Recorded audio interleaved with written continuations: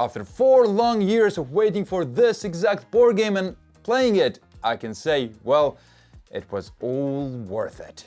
But I also think it's not for you. Or maybe it is. Well, that's what we're here to find out. We're gonna talk about the best things, the bad, the good, everything about this board game. And at the end, I will tell you how much I do love this game. There are some seats open in the Queen's console, so you and your friends take the opportunity to make a name for yourselves. So you will use your power to influence whatever happens in the kingdom. You will play this political and highly diplomatic campaign game just once in your lifetime, each session taking around 2 hours, and you will have to have at least 3 to 6 players. We're gonna talk a lot more about this, so, hold to your pens. This is a medium game, even though for this epic scope, it's actually quite light, yet there are a lot of details that we're gonna run through in this video.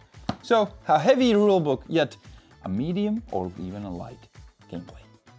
The Queen has marched to the south, leaving you and other high family members as the counselors of the kingdom. You will be playing one of the 6 counselors, with their own agendas, with their own personal diaries, making sure that the country goes into a direction that you please. Whenever the game begins, you pull out one event card and read it aloud to everybody else. For example, the Queen has gone to south and she is craving some candy. Getting her some will be expensive, yet the Queen will be happy. Mr. Sives, what will you do? I don't know. What do you mean you don't know? You have to put your power where your mouth is, alright? If you want to send the candy to the Queen, you take your power and vote yes. If no, well, no. Yes? No? You're not sending candy? Oh, you evil person. Well, it's good that I have more power and I'm voting yes. Whatever we vote aye or nay, we flip the card over and see what are the results. Maybe something good happens or something bad happens. Your choices as counselors might steer the country towards tradition or diplomacy or order. It's all on you.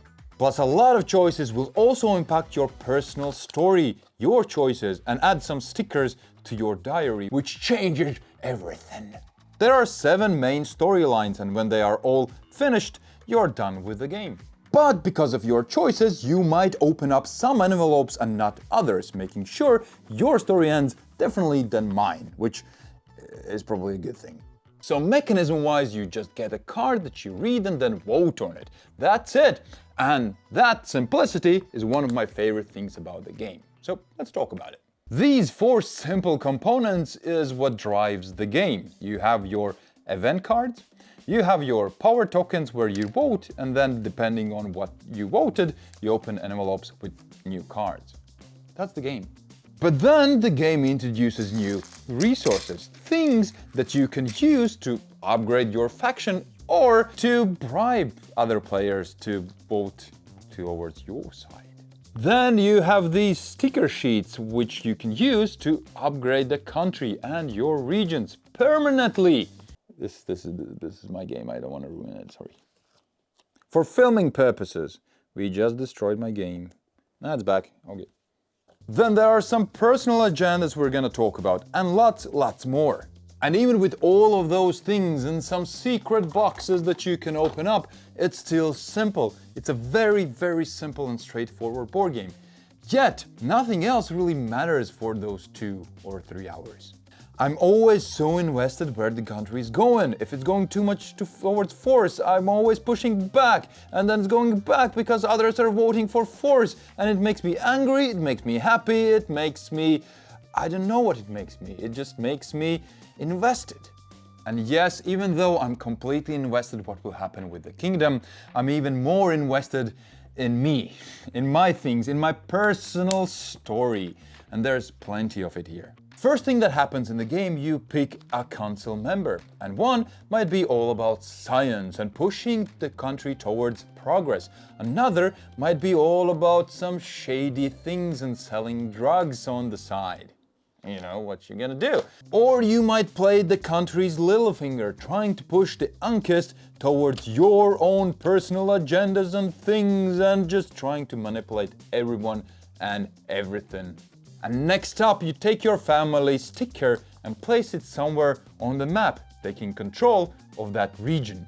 And next thing, you get your own personal secret agenda card, which nobody else will know, just you. It's our secret, what I want to do.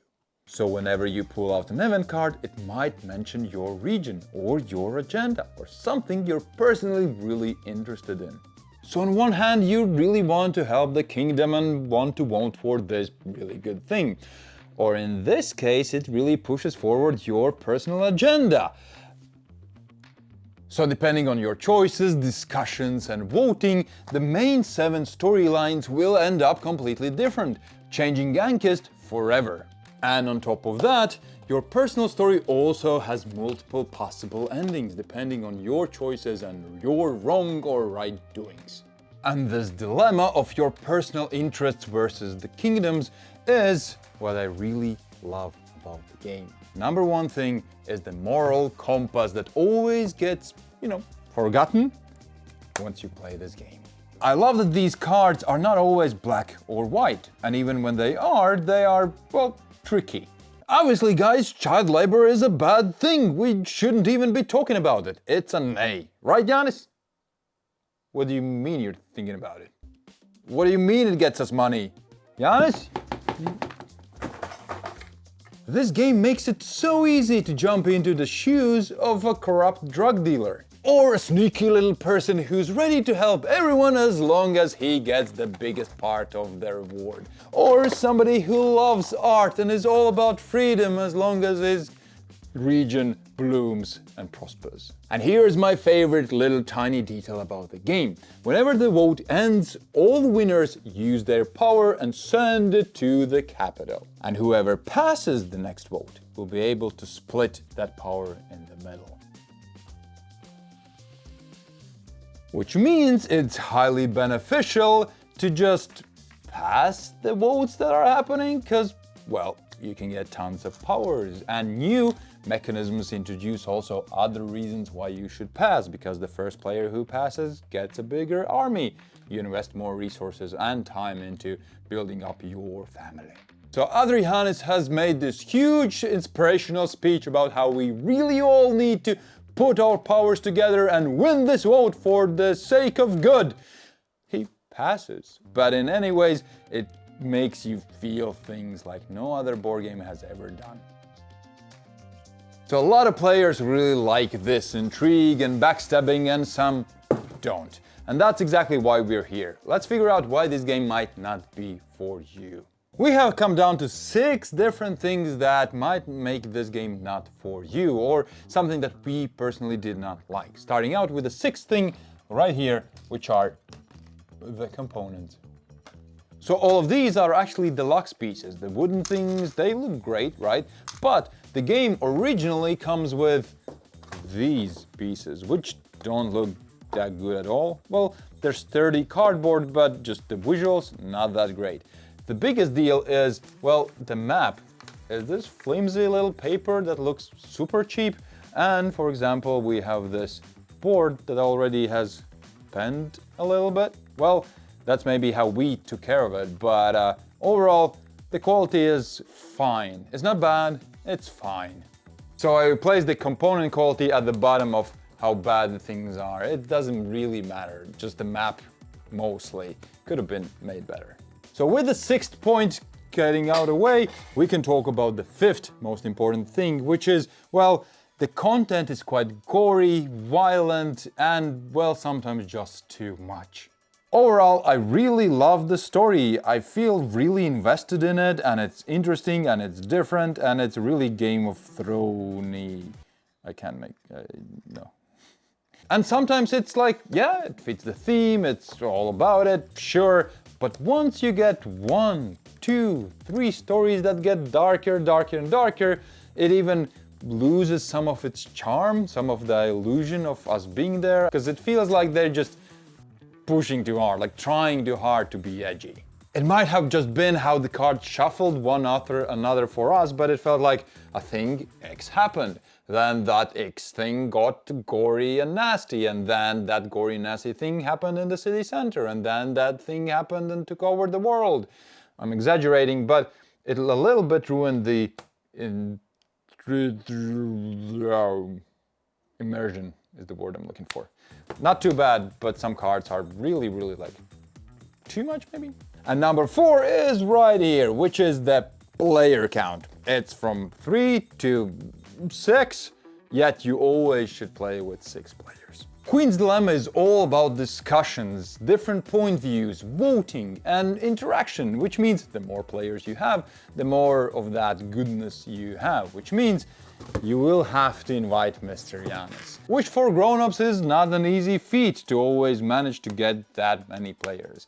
But trust me, you have to. So the third worst thing about this game is the feeling of you can't do really anything or impact anything in the game in certain situations. So if your trusted friend and partner in crime who always with you wants to raise the traditions in the game suddenly decides to pass this round, then probably this event will not go towards you, right? Which then gives you the feeling of, what's the point of this round? I'll just sit here and do nothing, I guess pass myself. Well, there is. You can bribe people, you can get people to think like you if you put something in their pockets. And you have to also realize that you cannot change the minds of people who already are opposite of you. If they think directly the other direction, there's no way you're gonna bribe them into thinking anything else, right?